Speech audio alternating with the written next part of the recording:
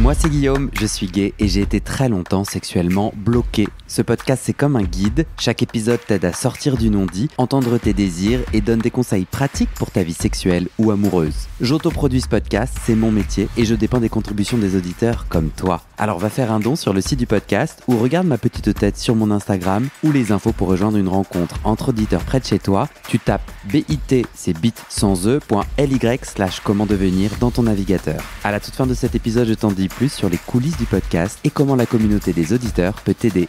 Place à ton épisode, bonne écoute.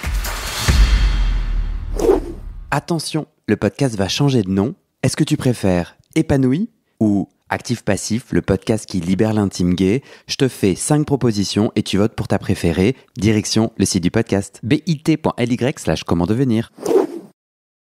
Salut tout le monde et bien... Bordel.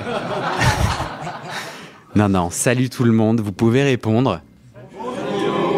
Et bienvenue pour ce nouvel épisode enregistré en live ici à Paris. Aujourd'hui, on va parler... Réaction. Très bien. En fait, on va la faire ensemble, cette intro. Est-ce que tu trouves que ta bite bande comme il faut? As-tu des pannes parfois? L'érection qui vient pas ou qui te quitte au pire des moments? Et si d'ailleurs ton partenaire ne bande pas, est-ce que ça te pose problème? Pour discuter de tout ça, j'ai devant moi 20 auditeurs qui vont nous partager leur vécu, leurs doutes et leurs astuces. Et ensemble, on va pouvoir poser toutes nos questions au meilleur des sexothérapeutes de Paris, Denis Trochesec. Bonjour à tous. T'as vu, je t'ai pimpé dans le... Grave. Ça rigole pas. J'en profite là, petite interruption de programme pour faire un spécial gros bisou aux auditeurs, aux auditrices qui donnent chaque mois et qui permettent à ce podcast d'exister.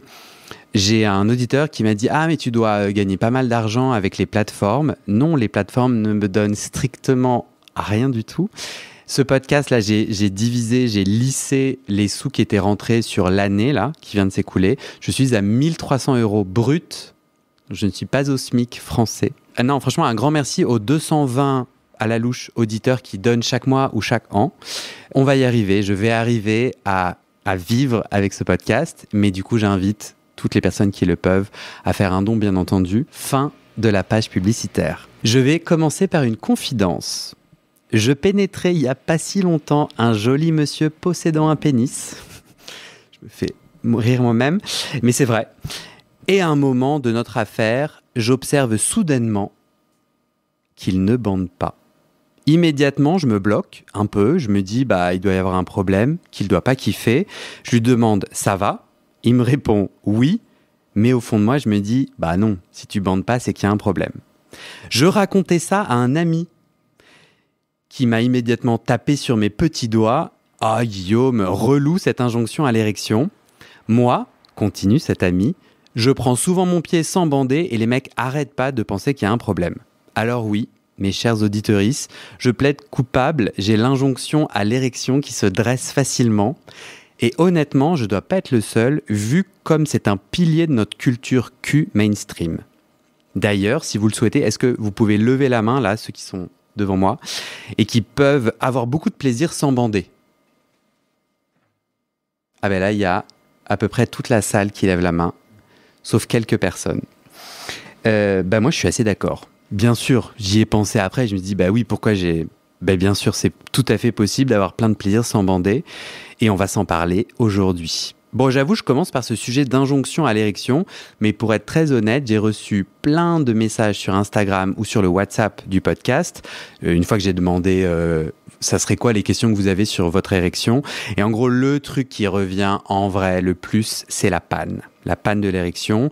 L'érection qui vient pas ou qui disparaît en plein acte, sans qu'on comprenne pourquoi. Du coup, j'ai envie qu'on commence par là. Mais avant ça, petit rappel des règles du jeu de notre cercle de parole de l'amour. On a dit qu'on levait la main pour prendre la parole et qu'on se passe le bâton de parole qui est le micro. On a dit qu'on évitait le « on » généralisant pour parler au max de soi en « je », J-E. Et quand quelqu'un parle, pour l'encourager ou lui dire « moi aussi je suis d'accord » ou encore « vas-y, je suis avec toi » ou encore « je t'aime, je désire fonder une famille avec toi ». Tout ça, on peut exprimer son soutien en faisant des cliquetis avec 2 doigts. Magnifique. Ou bien un tss. Vous êtes trop chou, vous me regardez avec un sourire en faisant tss. En fait, c'est chouette parce que ça permet de montrer le soutien sans interrompre. Voilà l'idée. Et moi, je pense qu'on va avoir besoin de plein de tss de soutien parce que l'érection, ça reste un des symboles de la, entre guillemets, puissance masculine dans lequel on a tous grandi. Et en fait, oser dire que ça marche pas toujours, c'est vulnérable et c'est pas si facile. Donc on se soutient et on fait attention à ces réactions spontanées, genre rire pendant que quelqu'un parle. On évite, ça peut blesser. Un dernier grand merci au bar Merci Marcha qui nous accueille là.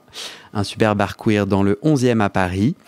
Et d'ailleurs, les auditeuristes qui veulent venir au prochain enregistrement à Paris ou à une des rencontres entre auditeurs partout dans le monde, direction le site du podcast, page Rencontres.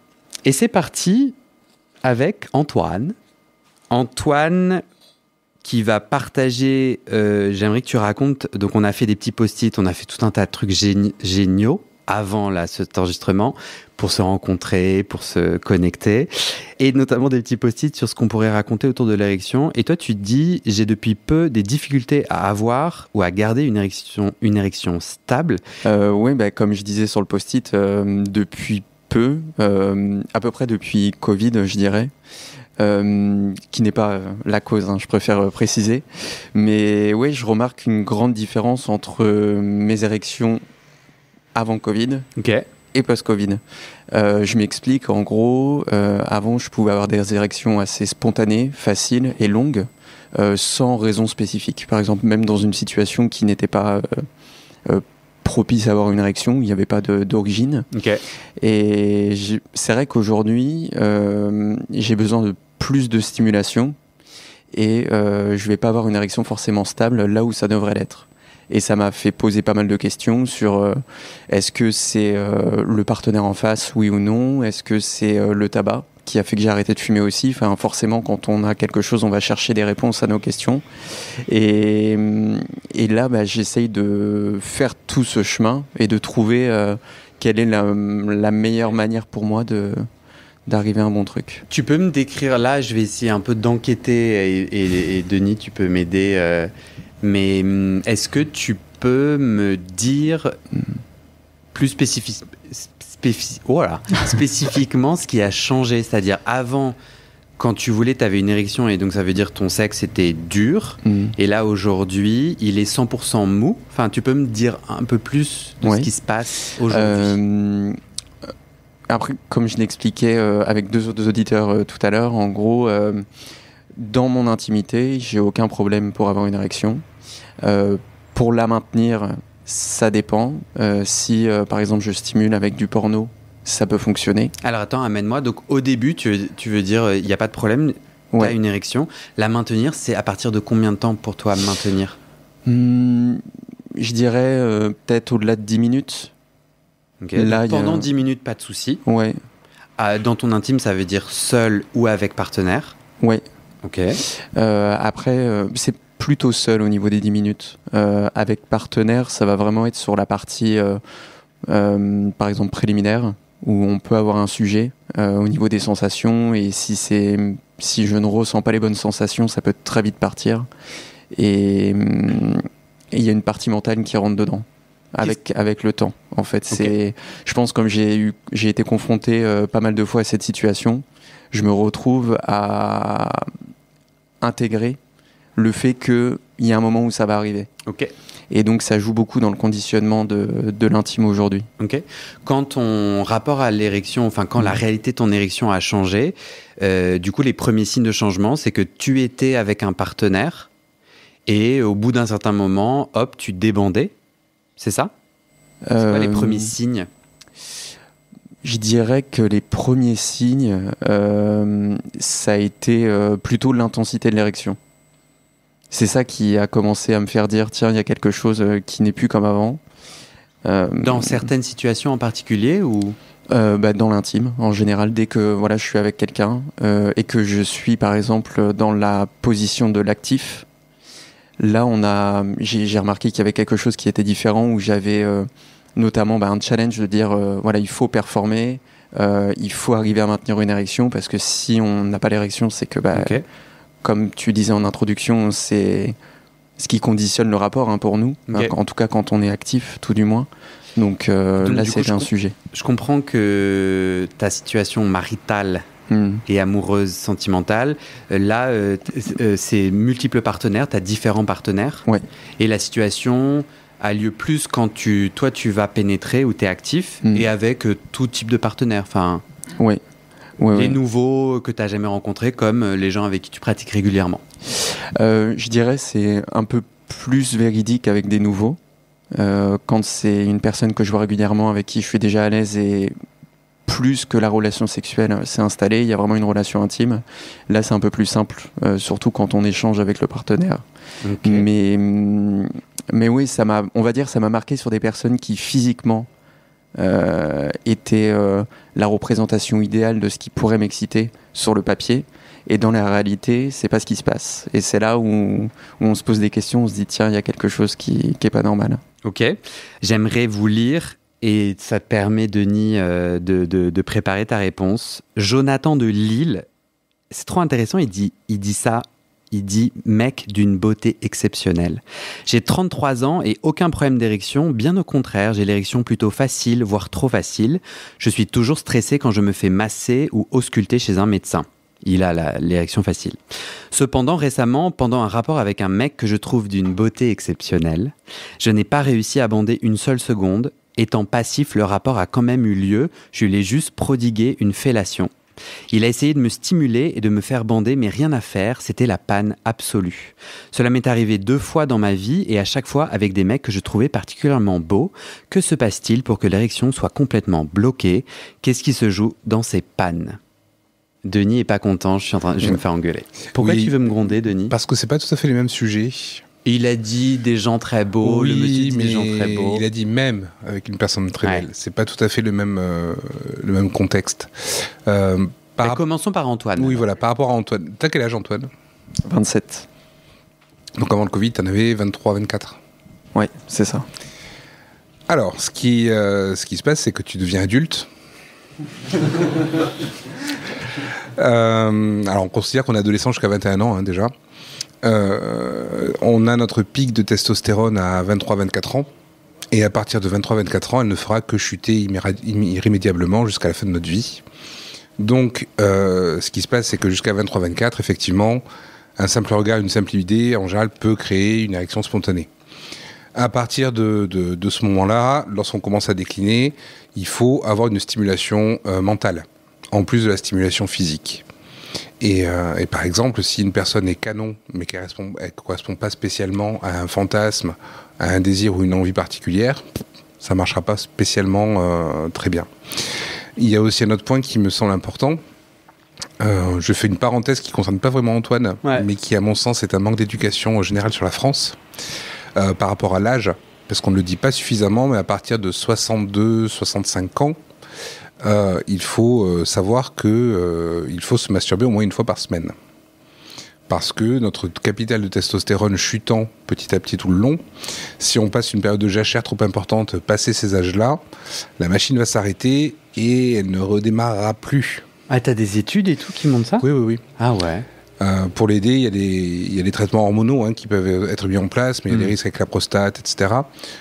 Donc c'est dommage d'en arriver là, alors que si on maintient une activité d'excitation, de masturbation un peu régulière, passé un certain âge, ça peut marcher. C'est marrant que tu répondes ça à Antoine, parce que, donc oui, il y a en effet l'âge et tout, mais bon, tu penses vraiment que ça change entre, t'as dit 24 et 27 ? Ouais.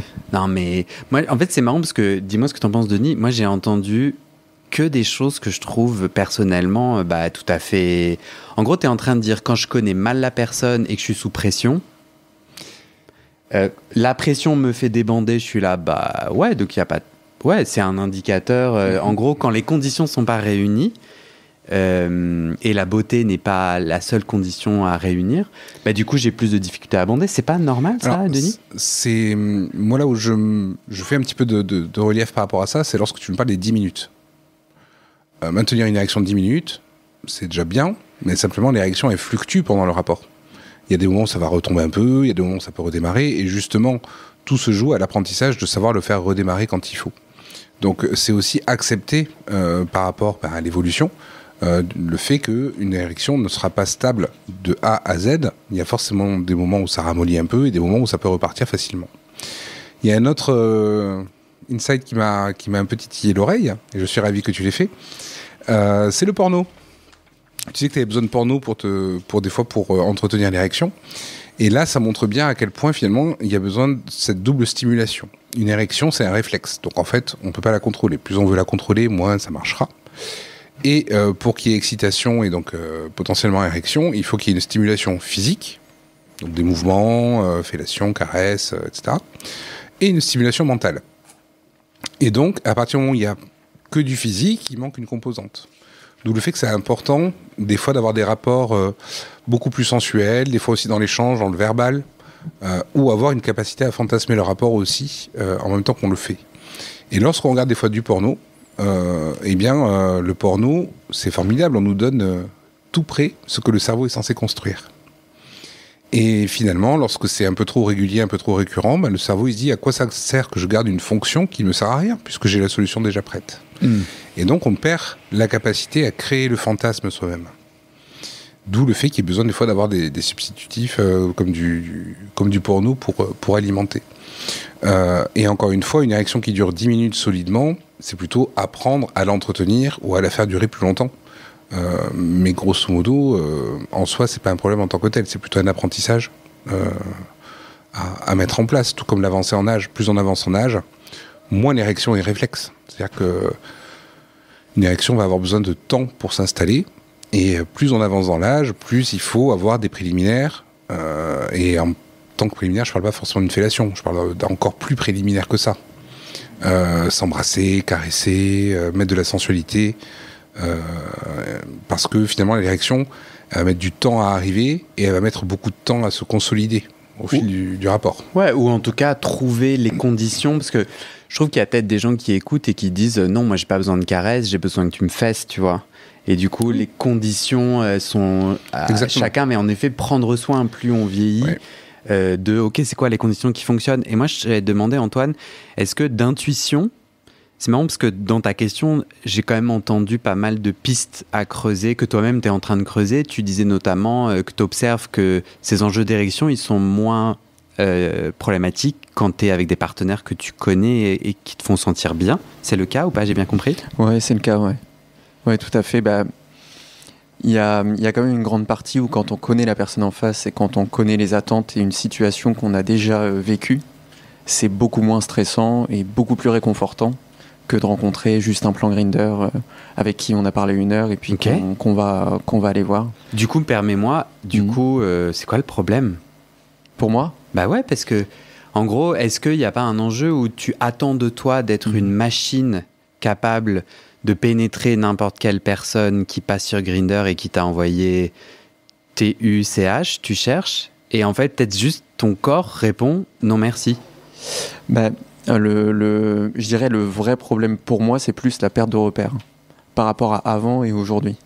C'est de me dire, pourquoi il y a 2 ans, il n'y avait aucun questionnement et tout se passait, et aujourd'hui, ça devient une question. Je comprends. C'est plus ça qui est perturbant. Bien sûr. Denis, et peut-être Antoine, tu peux passer le micro à Benjamin, qui doit lever la main parce qu'on ne sait pas qui est Benjamin. Alors justement là, ce qui est hyper intéressant avec le retour d'Antoine, c'est que les sujets autour de l'érection sont majoritairement des sujets psycho. Il y a à peu près 75-80% des problématiques qui sont d'origine psychologique. Par contre, 100% des problèmes d'érection ont un impact psychologique. C'est-à-dire qu'à partir du moment où on vit une panne et la façon dont on la vit, il y aura à coup sûr des retombées. Rien que le fait de se poser une question, ça crée une zone de stress à ce niveau-là, et en fait, ça entretient le problème sur la longueur. C'est pour ça que c'est important lorsqu'il y a une panne, alors soit d'identifier, comme tu l'as fait, potentiellement le ou les facteurs qui sont mis en cause, mais l'erreur, et c'est une erreur, mais malheureusement tout le monde l'a fait et c'est inévitable, c'est de se poser la question, est-ce que là, maintenant, aujourd'hui, je vais réussir à bander? Parce que rien que le fait de se poser la question, ça commence déjà à mettre une première brique au fait que ça ne marchera pas. Et à partir du moment où on est vigilant sur un point, eh bien forcément on obtient ce qu'on cherche. Donc si je veux vérifier que j'arrive à bander, il y a de très fortes chances que on vérifie surtout que là, aujourd'hui, on n'y arrive pas. Oui, qu'on se mette à focaliser. On continue à enquêter, c'est quoi les conditions dont j'ai besoin pour une érection, une belle érection pour moi. Benjamin, en fait, tu n'es pas obligé, j'ai besoin de ton consentement. Est-ce que tu es OK de parler de ton petit post-it ? Tu peux changer d'avis. Je suis d'accord. Magnifique. Tu as écrit sur ton post-it, tu as écrit en orange sur un post-it jaune, une part de moi.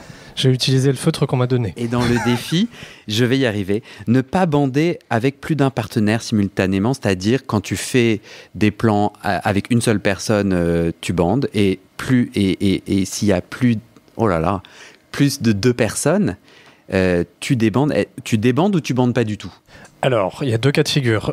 Déjà, en vieillissant, entre guillemets, j'approche les 40 ans, déjà je suis de moins en moins plan, donc le côté plan pose problème, c'est-à-dire que 2 mecs que je connais pas, je peux être sûr que ça ne marchera pas au niveau de l'érection, ça veut pas dire qu'il y aura pas d'excitation. Que je comprenne juste, donc là on est 2 personnes que tu connais pas, quand tu dis ça ne marche pas, ça veut dire tu ressens de l'excitation dans ton corps, mais il n'y aura jamais d'érection, ou il y en a un début, hop, elle s'arrête. Elle va être très légère et repartir, je pense que c'est pour ça que je suis pas branché lieu-type sauna, etc. Parce que on me dit ça va pas forcément servir à quelque chose. Elle peut légèrement arriver, mais elle va très vite repartir. Okay. Et l'autre cas de figure, c'est si je suis en couple et qu'on fait avec un 3e ou 2 autres, c'est un peu mieux parce qu'en fait, voir son partenaire prendre du plaisir, on est vraiment dans quelque chose qui, moi, m'excite beaucoup. Mais mécaniquement, ça marche pas trop. Et donc, je me contente du plaisir cérébral. Je peux utiliser les autres parties de mon corps, etc. Mais je sais que je vais, entre guillemets, pas faire grand-chose avec mon sexe, entre guillemets. Ok. À ce moment, est-ce que tu peux me ramener la dernière fois où ça s'est passé ? T'arrives, ou à une des fois là qui te revient en tête, spécifique ? En couple, c'était il y a un moment, donc c'était pendant des vacances d'été, il y a 2 ou 3 ans, je crois que c'est 3 ans quand même, ça remonte.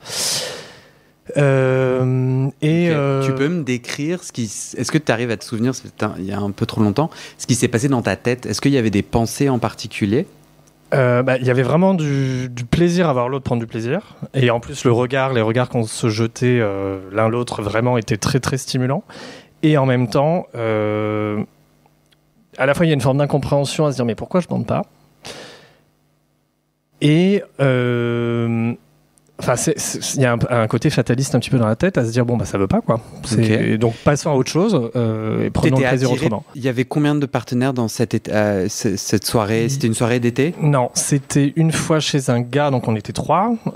Donc ton ex ou ton copain ? Mon ex et quelqu'un d'autre. Ouais. Okay. Cette autre personne t'a tiré ? Oui, beaucoup. Oui. Je le trouvais très. Alors, je l'idéalisais pas, mais il me plaisait vraiment physiquement. Ouais. Il y avait un côté. C'était mon type, quoi. Mon type de mec. Ok. Et en plus, c'était dans un lieu clos, son appartement, voilà. Et pourtant, c'est mon ex qui a été actif. Moi, j'ai beaucoup été dans l'observation et puis les baisers, les caresses, etc. Si tu essayes d'identifier par intuition une condition qui manque pour que tu sois vraiment bien, à la louche, tu dirais quoi ? Ça, c'est difficile. Réussir à débrancher le cerveau, je dirais, parce que dès l'instant où on est dedans, c'est dur d'en sortir dans l'auto-sabotage, en quelque sorte. Et si tu m'amènes avant qu'il n'y ait pas d'érection ? L'envie est là. Vraiment, il y a... Ouais. Et une condition qui manque. Donc, j'ai entendu ce qu'il y a. Il y a un ex que tu es heureux de regarder, prendre du plaisir. Un mec qui t'excite et qui est tout à fait ton style. Qu'est-ce qui manquerait un lieu fermé, sous-entendu, je crois que tu te sens plus à l'aise dans un lieu fermé. Qu'est-ce qui me manquerait ?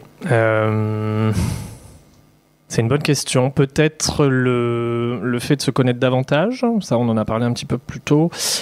C'est-à-dire ? Moi, le risque de perte d'érection augmente vraiment avec le fait de connaître peu la personne ou par exemple de la rencontrer pour la première fois. Et peut-être que le fait que le 3e soit entre guillemets un inconnu, c'est un peut-être parce que je sais pas finalement. J'ai jamais fait à 3. Hypothèse. Ouais, j'ai jamais fait à 3 avec 2 partenaires que je connais vraiment bien.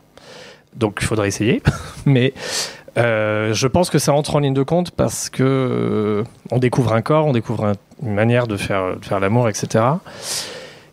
Et qu'est-ce qui me manque ? Je sais pas, une sérénité, quelque chose. C'est difficile de répondre à la question. Il y avait une petite voix dans ta tête qui disait putain, faut que je sois au niveau est-ce que je suis assez, est-ce que ma bite est assez grosse, est-ce que je suis assez beau, est-ce qu'il y avait de la petite pensée parasite? C'est pas une histoire de taille, je pense pas que ça soit une histoire de physique. Non, est-ce qu'il y avait des petites pensées parasites comme ça? Ça te dit quelque chose? Non, la pensée parasite, c'est plutôt est-ce que je vais savoir bander? C'est celle-là. Ok. C'est pas le reste. Ouais. Ok. Et ou alors pourquoi je ne bande pas? Ouais. Compris. Denis, tu veux dire quelque chose? Oui, alors, ce qui est intéressant, peut-être que... Bon, là, je vais quand même prendre le temps de répondre à Benjamin, mais il y a plein de sujets, ça va être la même réponse, parce que vraiment, tout tourne autour de ça, c'est le stress. Le stress et l'hypervigilance. Sur le fait que, finalement, l'action que tu mènes potentiellement pendant ces plans-là vise à créer une érection. Alors qu'en fait, ça ne marchera pas, puisque tu l'attends, donc ça marche pas. Le stress, alors, pas pour expliquer comment marche le stress par rapport à l'érection, il faut savoir que lorsqu'on stresse, on enclenche toute une chaîne d'hormones qui sont notre héritage de nos ancêtres de la préhistoire. Si un homme des cavernes rencontre un mammouth, il va avoir deux fonctions qui vont se mettre en place grâce à la peur et au stress. C'est soit se battre pour tuer le mammouth, soit s'échapper. Et finalement, le corps notre corps d'aujourd'hui a gardé ce réflexe-là.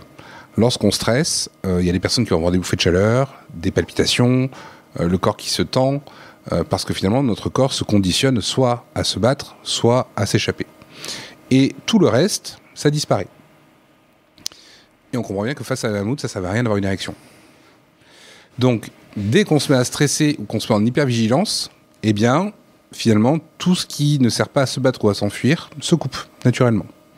Et donc, à partir du moment où il y a de la peur de ne pas être à la hauteur, de la peur de ne pas plaire, de la peur parce que c'est quelque chose qu'on n'a jamais fait, de la peur parce que c'est un partenaire, on est quasiment déjà in love de lui, il est trop beau, ce genre de choses. Bon, forcément, ça casse l'érection parce qu'il y a cette hormone qui est là, il y a le cortisol qui joue son rôle pour casser progressivement les choses. Toi, Benjamin, tu serais OK de recréer un lien avec ce toi qui en fait te dit c'est trop rapide, je connais pas cette personne, on ne bandera pas. Parce que là, j'ai l'impression qu'en fait, on est un peu en guerre avec nous-mêmes de dire mais si, et Antoine disait un peu ça, c'est là, si, bande Guillaume. Et Guillaume est là, non. Et moi, je suis là, si. Et il me répond non, et c'est lui qui gagne à la fin, hein, on est d'accord? Est-ce que toi, tu te dis, ouais, j'avoue, en fait, je vais mettre à jour pour que j'ai les conditions. Quand on me dit plan cul, je suis trop beau, plan cul, on se connaît pas maintenant, maintenant, je lui réponds, je suis non, ça va pas le faire pour moi, et du coup, de pouvoir agir dans le sens de, moi, je sais que si on prend un verre avant, ça va m'aider. Est-ce que toi, ça tente ce chemin? Ah oui, en fait, K2, oui. Déjà, les plans directs, ça n'a jamais trop été mon truc. Alors, j'en ai fait, mais c'est vraiment pas ma préférence. Donc, oui, pour répondre à ta question. Mais en fait, on dirait que dans ma tête, le fait d'avoir plus d'une personne en face de moi, il y a quelque chose qui se coupe. Parce que ça m'est déjà arrivé, ça remonte à 2012, c'était avec mon ex d'avant, où en fait, on a fait la connaissance d'un couple dans une autre ville.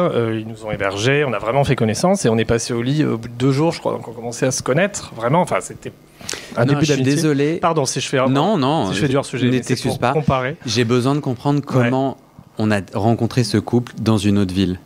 Ah, c'était du couchsurfing. Ah oui. Ah bah oui. Très bien ça. Oui. Donc l'air de rien, vous répondez, genre ils ont un profil dans la ville où vous allez et vous dites est-ce qu'on peut être sur votre canapé? Oui, mais tu savais qu'ils étaient gays? Ouais. Ils étaient ensemble. Ouais. Mais tu vas pas pour ça. Tu te dis si on Benjamin. Non. Alors c'est compliqué parce que je suis allé seul et mon ex m'a rejoint après. En plus. Ok. Et quand il m'a rejoint, il s'était rien passé.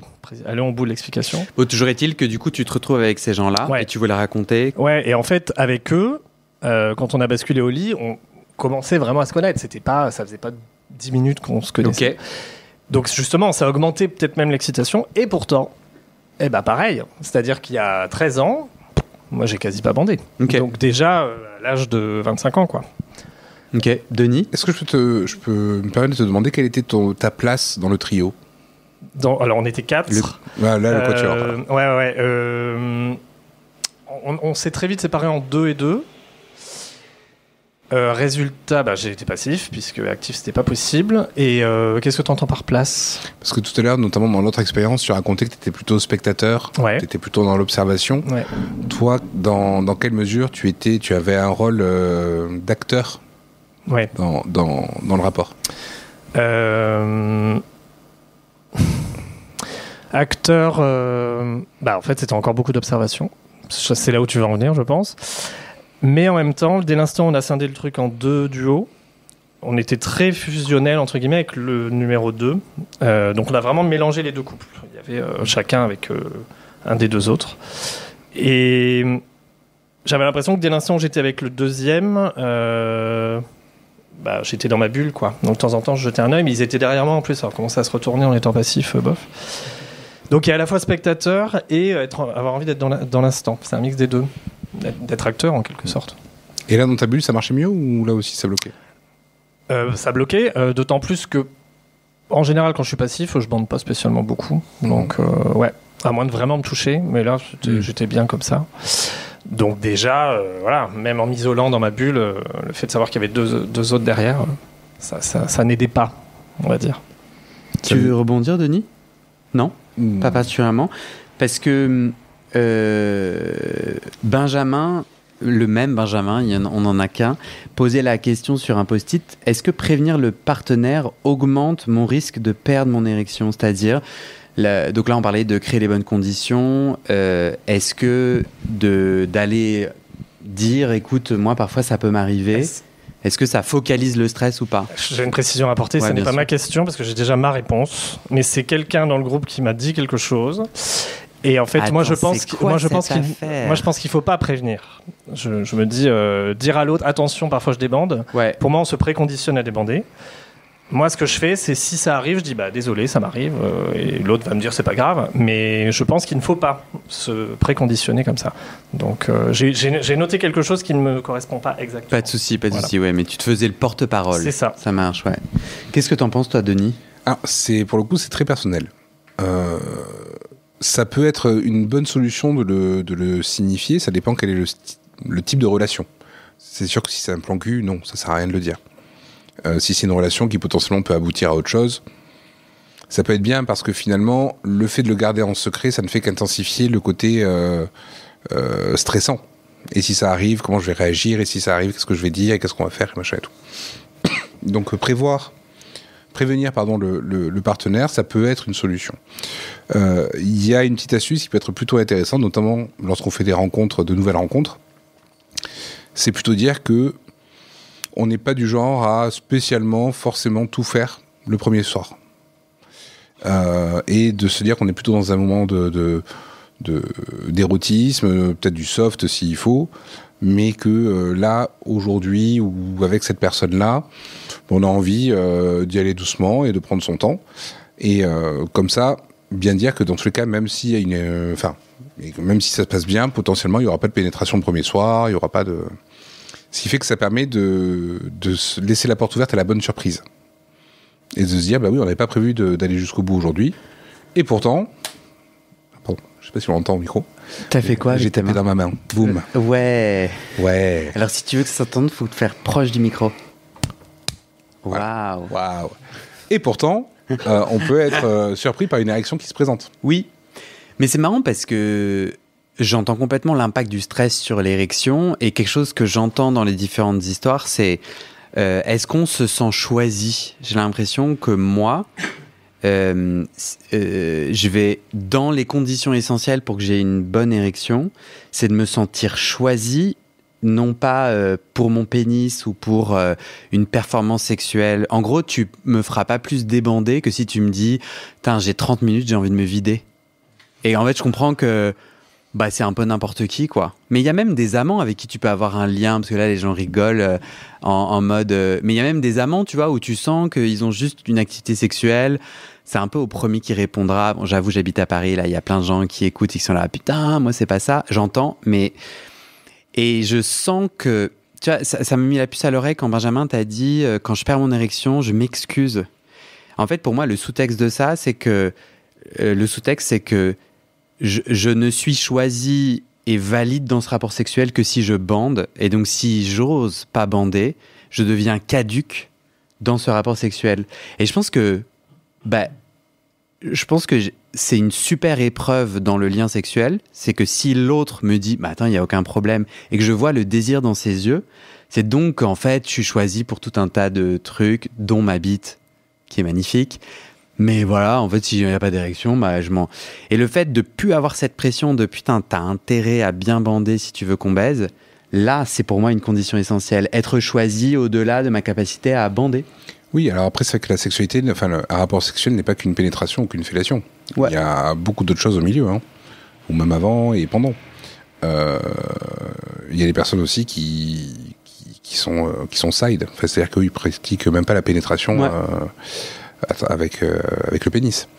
Donc, potentiellement, c'est de se dire que oui, il peut y avoir un rapport sexuel qui va être cool, mais le sexe ne passera pas forcément par une pénétration, par une fellation. Ouais. Et de se dire qu'on va créer une expérience sexuelle ensemble, mais sans justement avoir une attente peut-être qui répond à ces injonctions de devoir absolument bander pour faire la pénétration.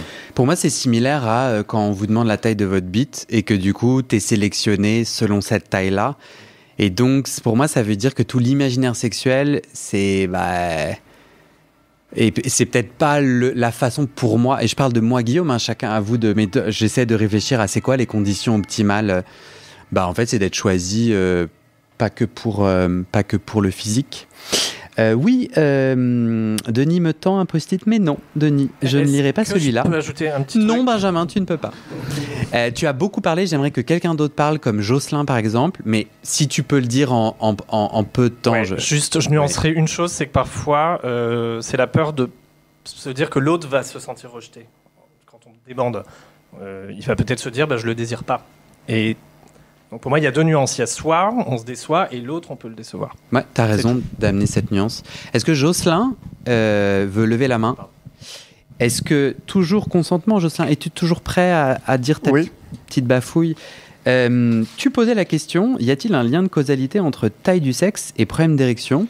Est-ce que tu veux en dire un peu plus ? Oui, c'est un constat personnel, j'insiste là-dessus, sur le fait que si je regarde l'ensemble de mes partenaires, ceux qui ont eu tendance à avoir des problèmes d'érection, c'était ceux qui avaient les plus gros pénis. Et à l'inverse, ceux qui avaient un pénis de taille plus modeste en avaient moins. Et donc c'est une question que je me pose. Est-ce que c'est une réalité physique dans le sens où plus c'est grand, plus il y a un besoin de sang qui est important et du coup c'est une réalité matérielle physique, ou est-ce que c'est juste un hasard qui est propre à mes expériences à moi Voilà. Sans tomber dans la généralité, il y a des gens avec des très gros pénis qui n'ont pas de problème d'érection. Mais tu posais cette question, est-ce qu'il y a peut-être des études et tout ? Denis ?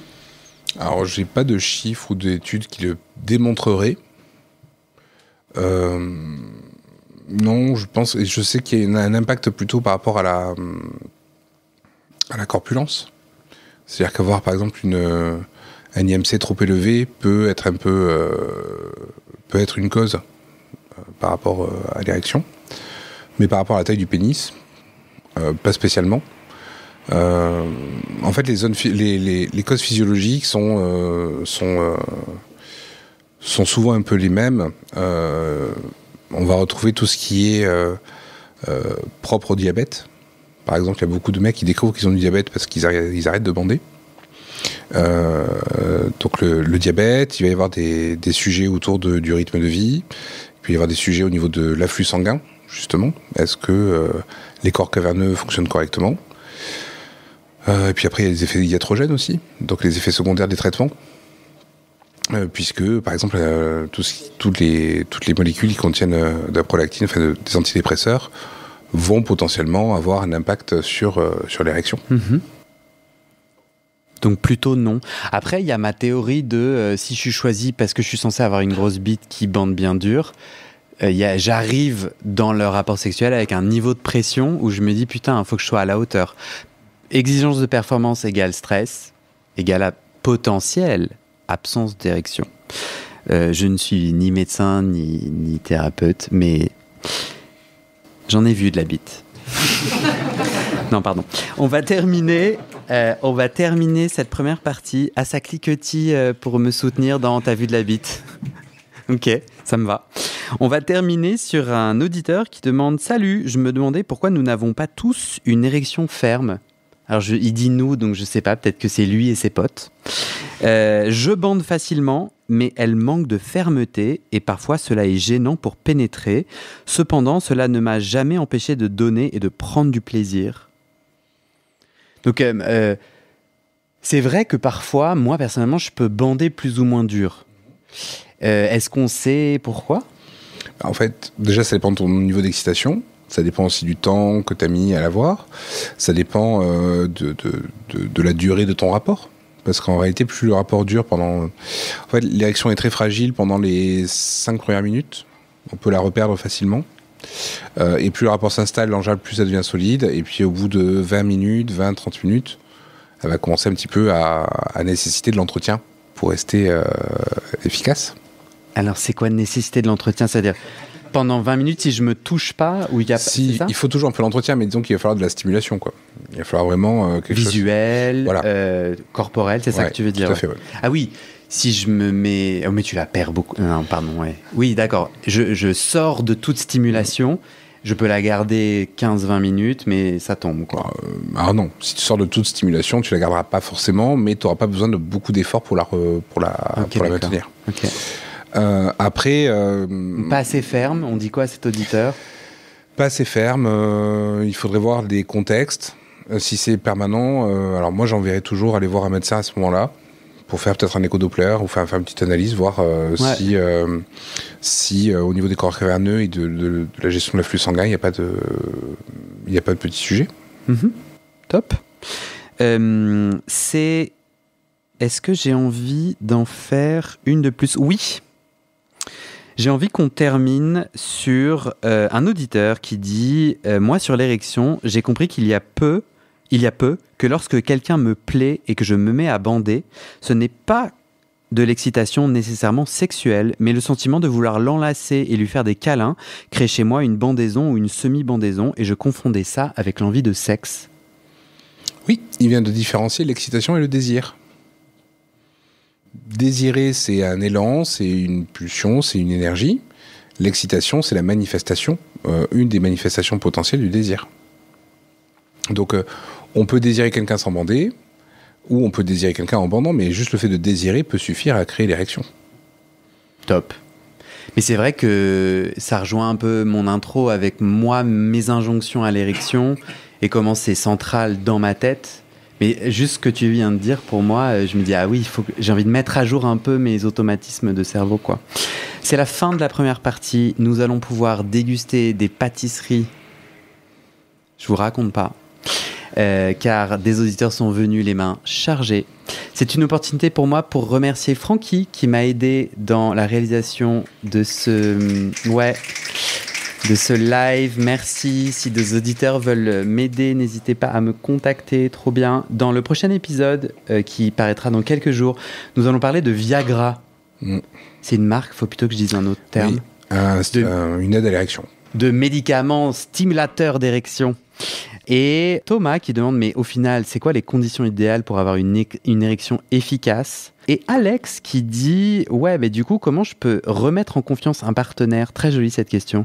Voilà, je vois que mon partenaire perd son érection. Comment je peux le mettre en confiance ? Un partenaire qui fait face à une panne sexuelle. Un programme que j'ai hâte de partager avec vous. Merci. Trop cool. Nous avons une forêt noire, les gens. Ok, qui est venu grâce à Pierre qui est là. Merci Pierre, qui est venu dans un truc genre une glacière. Ok, ne partez pas très loin. Forêt noire.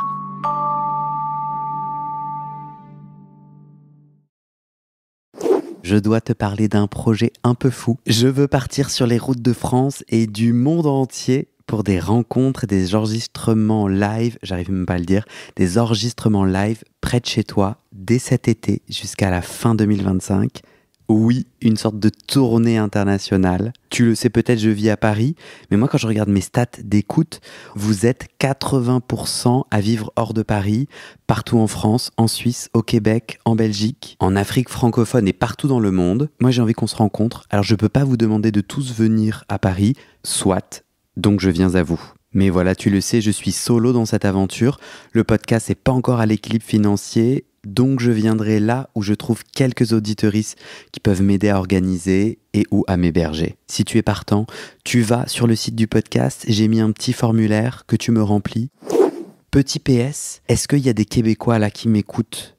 Rapprochez-vous. Alors faut pas le dire aux autres auditeuristes. Faudrait pas que ça les vexe, mais en vrai, vous êtes un peu mes préférés parce que j'ai l'espoir de commencer cette tournée au Québec cet été, alors contactez-moi. Et maintenant, je te donne les dernières infos sur les coulisses du podcast et comment la communauté des auditeurs peut t'aider. Mais d'abord, on doit parler sous. Ce podcast, c'est mon boulot à temps plus que plein et j'ai pris 2 décisions. Première décision, je ne veux pas rendre le podcast payant. Je veux qu'il reste accessible. Deuxième décision, je ne veux pas non plus de sponsors commerciaux. Vous vendre du lubrifiant ou des godes que j'utilise pas, non merci. Je limite mes sponsors à des assos ou aux services publics dont je porte déjà les messages de santé, mais bon, ça réduit beaucoup mes possibilités financières. Donc je dépends de vous, mes petits auditeuristes. Depuis 1 an, je cherche 400 auditeurs, auditrices qui peuvent me donner 5 € par mois pour que ça me fasse un gros SMIC, une sécurité financière minimum. Le pari est risqué, demander des sous pour un podcast gratuit dans une culture francophone qui n'a, il faut le dire, pas l'habitude de soutenir ses créateuristes de contenu, c'est pas facile. On est 180 sur les 400. Je galère à faire décoller tout ça, alors si tu aimes mon contenu et que peut-être même ça t'aide, rejoins les 400 maintenant. Direction le site du podcast, tu vas pouvoir donner via ma plateforme de dons ou en direct avec mon RIB par mois ou en une fois pour un soutien annuel. D'ailleurs sur 1 an, ça fait 60 €, en gros le prix d'une séance de psy d'1 heure. Tu n'as pas de sous, t'inquiète, je comprends, alors clique tout de suite sur s'abonner dans ta plateforme d'écoute, active les notifications pour recevoir le titre de l'épisode dès sa publication et mets 5 étoiles et un commentaire sur la page du podcast sur Spotify et Apple Podcast. Ces petites actions, ça pousse l'algorithme à proposer le podcast à plus de gens et ça m'aide à trouver des témoignages et des donatrices. Sur le site du podcast, tu trouveras notre annuaire collaboratif des soignants-soignantes gays ou queer-friendly. On se partage entre nous nos contacts des soignants avec lesquels on se sent safe, médecins généralistes, proctologues, psy, sexothérapeutes, etc. partout dans le monde. Tu trouveras aussi mes réseaux sociaux et ma communauté WhatsApp. Je te montre ma petite tête, je te raconte les coulisses du podcast. Souvent, je pose des questions pour des futurs épisodes, je demande de l'aide ou toi. Tu peux aussi m'envoyer des messages, par exemple des messages d'amour pour me motiver, ça me fait très plaisir. Tu trouveras aussi sur ce site la communauté Discord du podcast. C'est là où les auditeurs peuvent parler entre eux, peuvent parler des épisodes, de culture et aussi de sexe et de leurs sujets intimes. Pour découvrir tout ça, tu tapes dans ton navigateur bit, c'est bit sans e.ly/comment devenir. Merci à toi et à très bientôt dans tes oreilles.